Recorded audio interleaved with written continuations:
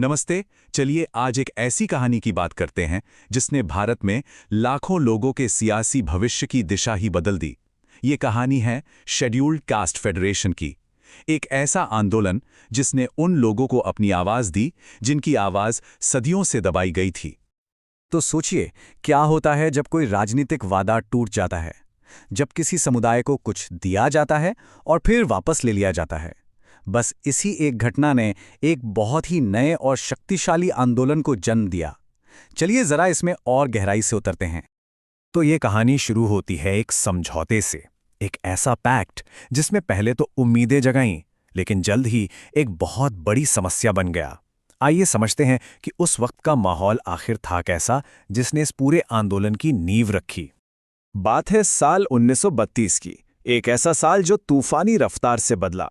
हुआ ये कि अगस्त में ब्रिटिश सरकार ने कम्युनल अवार्ड के जरिए डिप्रेस्ड क्लासेस यानी दलितों को पृथक निर्वाचक मंडल का एक ऐतिहासिक अधिकार दे दिया। लेकिन महज कुछ ही हफ्तों के अंदर गांधी जी के अनशन के दबाव में पूना पैक्ट पर दस्तखत हुए और ये अधिकार वापस छीन लिया गया। अब इन दोनों सिस्टम में ना जमीन आसमान का फर्क था। देखिए, पृथक निर्वाचक मंडल का सीधा सा मतलब था कि दलित उम्मीदवार को सिर्फ और सिर्फ दलित वोटर ही चुनेंगे, यानी पॉलिटिकल पावर की चाबी पूरी तरह से कम्युनिटी के हाथ में थी। वहीं दूसरी तरफ संयुक्त निर्वाचक मंडल में रिजर्व्ड सीट पर खड़े दलित कैंडिडेट को हर कोई वोट डालता। मतलब साफ था, जीतने के लिए उन्हें ऊंची जातियों के वोटों पर भी डिपेंड रहना पड़ता, और इसी वजह से दलित समुदाय का अपने ही नुमाइंदे पर कंट्रोल बहुत कम हो गया।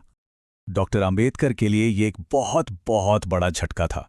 उन्होंने बिल्कुल साफ साफ कहा कि पूना पैक्ट ने दलितों से उनकी अपनी आवाज चुनने का हक छीन लिया है। ये सिर्फ एक पॉलिटिकल बदलाव नहीं था, उनकी नज़र में ये एक सीधा सीधा धोखा था। और बस इसी सियासी निराशा की राख से एक नई चिंगारी ने जन्म लिया, एक ऐसे संगठन का जिसका मकसद सिर्फ और सिर्फ एक था, उन लोगों की आवाज बनना जिनकी आवाज सदियों से दबाई जाती रही थी। वो साल था 1942। यही वो साल था जब डॉक्टर अंबेडकर ने शेड्यूल्ड कास्ट फेडरेशन की बुनियाद रखी। ये संघर्ष के एक बिल्कुल नए दौर की शुरुआत थी। तो सवाल ये है कि ये शेड्यूल्ड कास्ट फेडरेशन यानी एससीएफ आखिर था क्या? देखिए, ये सिर्फ एक पार्टी नहीं थी, ये डॉक्टर अंबेडकर का जवाब था उस धोखे का। एक ऐसा आज़ाद पॉलिटिकल किला जिसे खास तौर पर भारत के दलितों की अपनी खुद की आवाज़ बनने के लिए बनाया गया था। एक ऐसी आवाज़ जो किसी और की मोहताज ना हो। एससीएफ के जो लक्ष्य थे वो बिल्कुल शीशे की तरह साफ थे। उन्हें सिर्फ अधिकार नहीं चाहिए थे, बल्कि राजनीतिक अधिकार चाहिए थे। सिर्फ सीटें नहीं, बल्कि आज़ाद नुमाइंदगी। और सिर्फ कानून नहीं, बल्कि जमीन पर छुआछूत का पूरी तरह से खात्मा।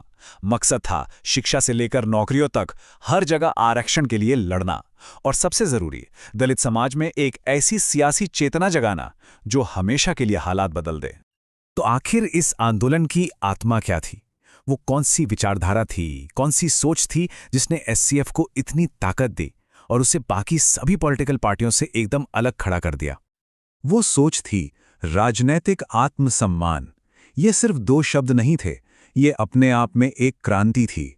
डॉक्टर अंबेडकर का मैसेज बिल्कुल क्लियर था कि अपनी लड़ाई खुद लड़नी होगी, अपनी पॉलिटिकल आवाज खुद बनानी होगी और उसका कंट्रोल भी अपने ही हाथों में रखना होगा। किसी और के सहारे चलने वाली सियासत का दौर अब खत्म।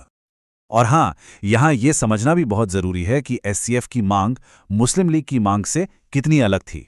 देखिए, एक तरफ मुस्लिम लीग थी जो धर्म के आधार पर एक अलग देश पाकिस्तान की मांग कर रही थी।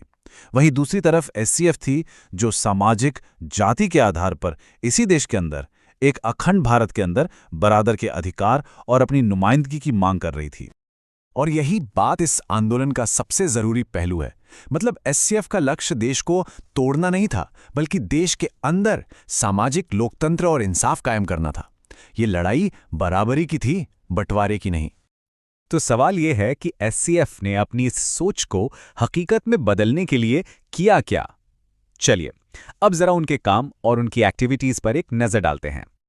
1942 से 1947 के बीच एससीएफ पूरी तरह से एक्शन मोड में थी। उन्होंने सबसे पहले तो ब्रिटिश सरकार पर पॉलिटिकल सेफगार्ड्स के लिए जबरदस्त दबाव बनाया। फिर शिक्षा और नौकरियों में आरक्षण को सिर्फ एक मांग नहीं, बल्कि एक हक के तौर पर पेश किया। और सबसे बड़ा काम, जिस छुआछूत को अब तक बस एक सामाजिक बुराई कहकर टाल दिया जाता था, उससे उन्होंने नेशनल पॉलिटिक्स के सेंटर में एक बड़ा पॉलिटिकल सवाल बना दिया। और उनकी सबसे बड़ी स्ट्रैटेजिक जीत वो थी डॉक्टर अंबेडकर को एससीएफ के नुमाइंदे के तौर पर संविधान सभा में भेजना, ठीक उस जगह जहां भारत का मुस्तकबिल लिखा जा रहा था। लेकिन ये लड़ाई इतनी आसान भी नहीं थी। एससीएफ के सामने 3 बहुत बड़ी चुनौतियां थी, जैसे 3 बड़े पहाड़। पहली, कांग्रेस की जबरदस्त ताकत, जिसके सामने टिक पाना लगभग नामुमकिन था। दूसरी, एससीएफ का अपना संगठन नेशनल लेवल पर उतना मजबूत नहीं था और रिसोर्सेज भी बहुत कम थे। और तीसरी चुनौती थी खुद दलित समुदाय के अंदर की अलग अलग सोच, जिन्हें एक साथ एक मंच पर लाना कोई आसान काम नहीं था। लेकिन इन तमाम मुश्किलों के बावजूद एससीएफ ने एक बहुत बड़ा काम कर दिखाया।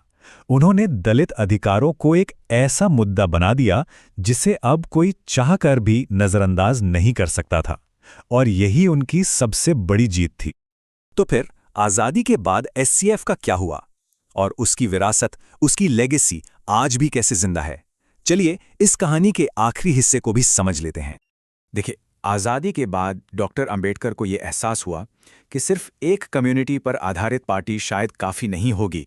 अगर सामाजिक न्याय की ये लंबी लड़ाई जीतनी है तो इसके लिए एक बड़े और मजबूत गठबंधन की, एक ब्रॉडर कोलेशन की ज़रूरत पड़ेगी।